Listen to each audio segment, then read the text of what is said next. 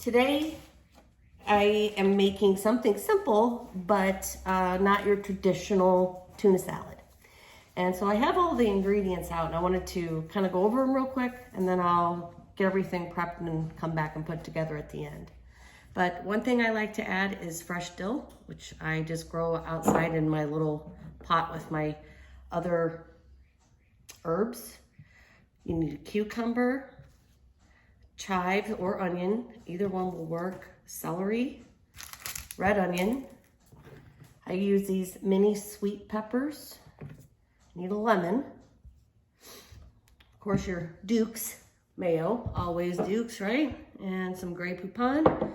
And I like to use this Orts tuna. It's very good. It's in olive oil. If you can't find that, you know, just get something that is labeled with safe catch or and in olive oil, because the way that we're going to make this is the olive oil is going to be a lot of the binder. We're going to use very little mayonnaise. Everything has to be chopped extremely tiny and small, and it's going to be the best tuna salad you ever had.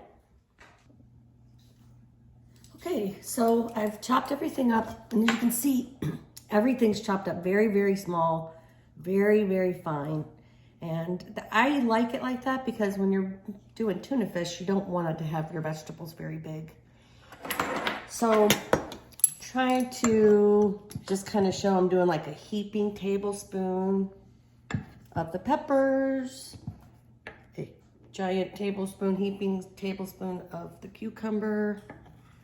Same thing with celery, a little more on the celery. I'm gonna say 2 tablespoons on the celery just because celery is very traditional to tuna salad. Here's my chives and red onions. Do about a tablespoon, heaping tablespoon of that.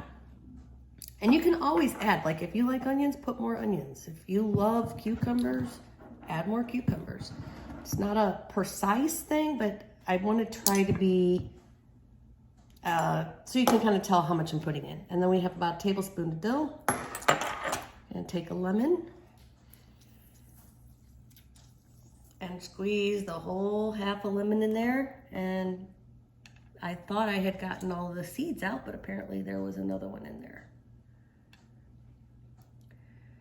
All right, don't eat seeds of lemons. That wouldn't be very tasty. All right.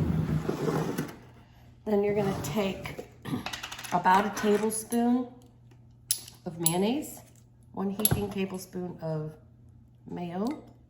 And yes, I have washed my hands, I don't know, a ton of times already this morning, but before I dealt with this food.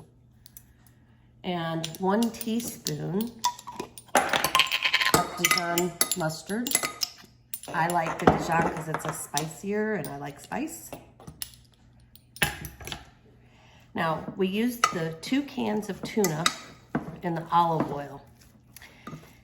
And so the mayo is just to give it just a little of that tang, but you don't need much. And then once you mix this all together, you want this to sit in the fridge for at least 4 hours. Overnight is better because all of these vegetables are gonna start to absorb all of these flavors and it's gonna bind it all together.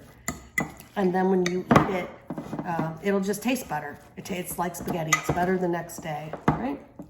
And so there it is. This is gonna be your favorite tuna of all time.